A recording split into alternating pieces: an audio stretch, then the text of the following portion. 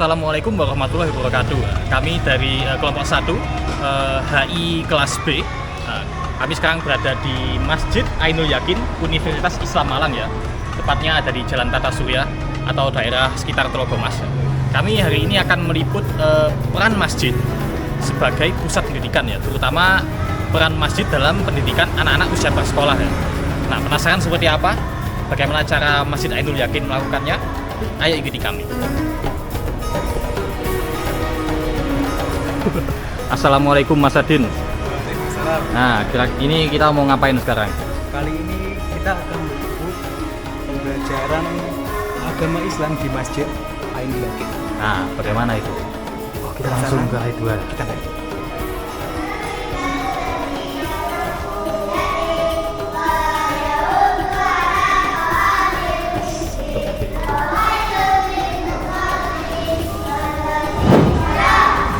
Yang penting jangan sampai desis.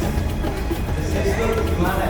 Ya, Assalamualaikum warahmatullahi wabarakatuh. Waalaikumsalam warahmatullahi wabarakatuh. Izin memperkenalkan diri kita dulu. Saya Ella Debrita dari Universitas Brawijaya. Izin untuk mewawancarai Pak Ustadz. Ya, boleh ya? Moga. Oke. Bisa memperkenalkan namanya dulu? Oke, baik.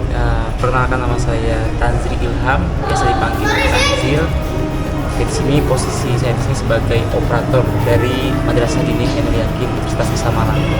Dan untuk dari ketua madrasah di sini, kepala madrasah sini itu Dr. Haji Saifuddin SI MPTI.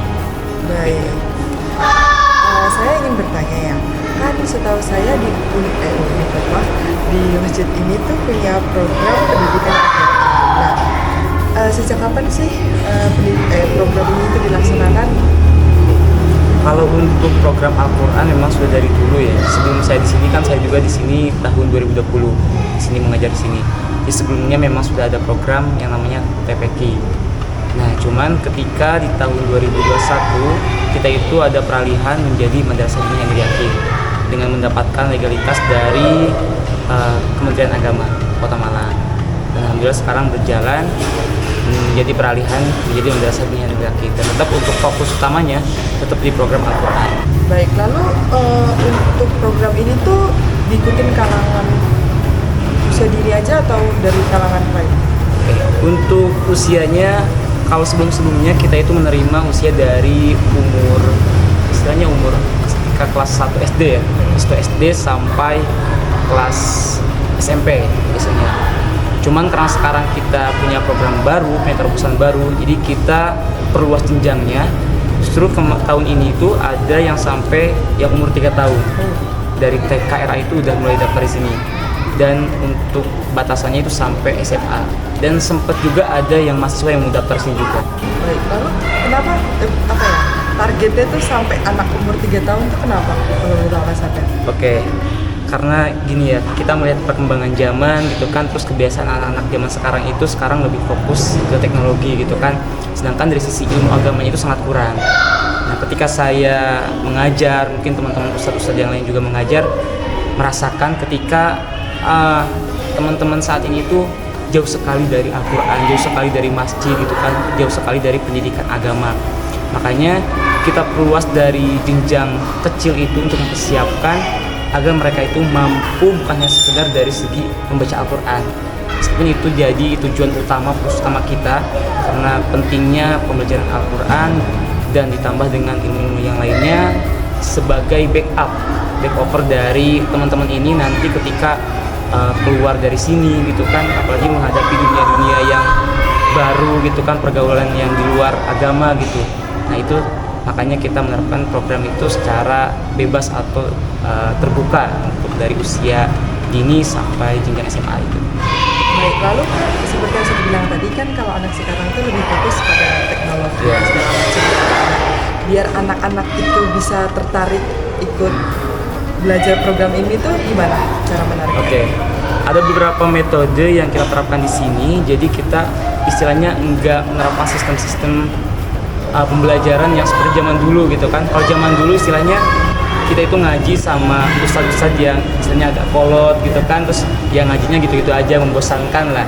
Nah, di sini tuh kita ada beberapa program, khususnya ada eskolnya juga gitu kan, terus ada prakteknya juga, sehingga teman-teman tidak merasa bosan dan jenuh ketika pembelajaran.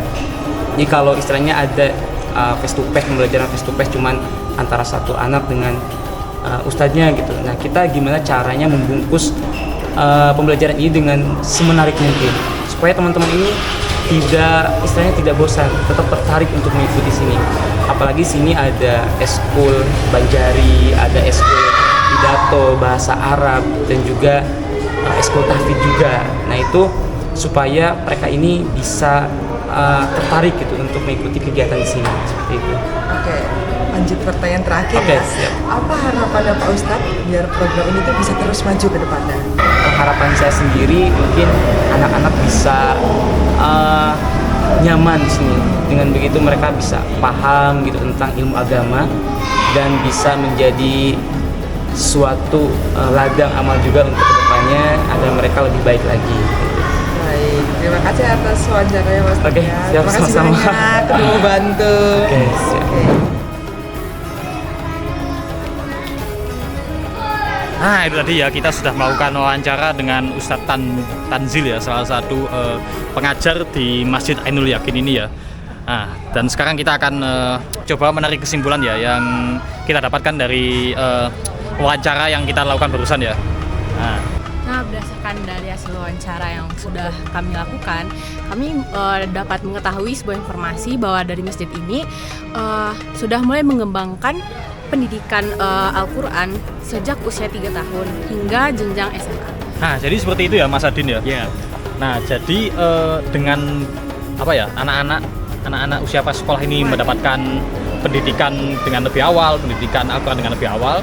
Nah, diharapkan di masa depan itu mereka menjadi anak yang lebih soleh dan bisa bermanfaat bagi bangsa, negara, dan agamanya.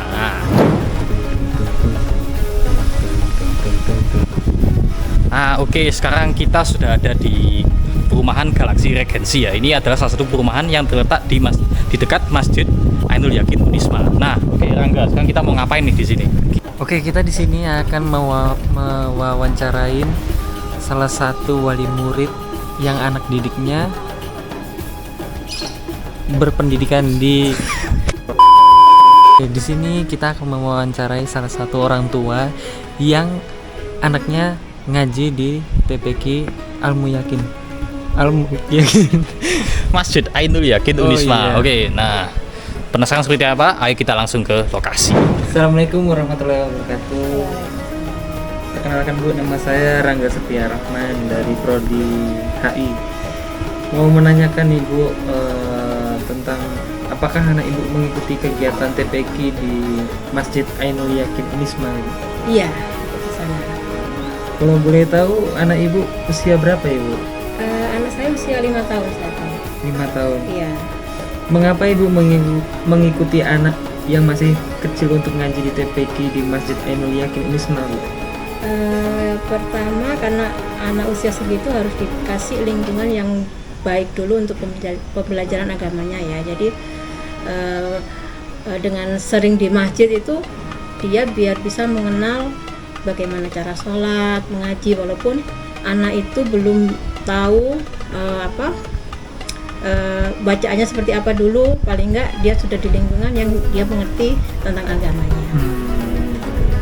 Apakah menurut Ibu masjid memiliki peran penting dalam pendidikan agama bagi anak seusia prasekolah? Iya, yang saya katakan tadi di samping itu, ketika anak itu sering di masjid, jadi dia biasa untuk melakukan sholat. Jadi nanti ketika kita memberikan pembelajaran sholat ke anak, dia sudah tahu gitu, sudah terbiasa.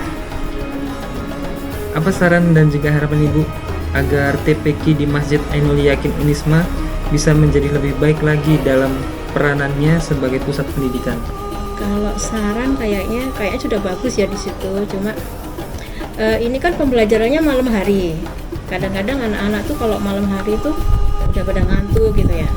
Jadi kalau sebenarnya bagusnya sih sore, tapi ya kita ngikutin aja sih sebenarnya. Saat ini ngikutin aja, tapi kalau misalnya sore tuh sepertinya lebih bagus lagi. Baik Bu, terima kasih Bu. Iya.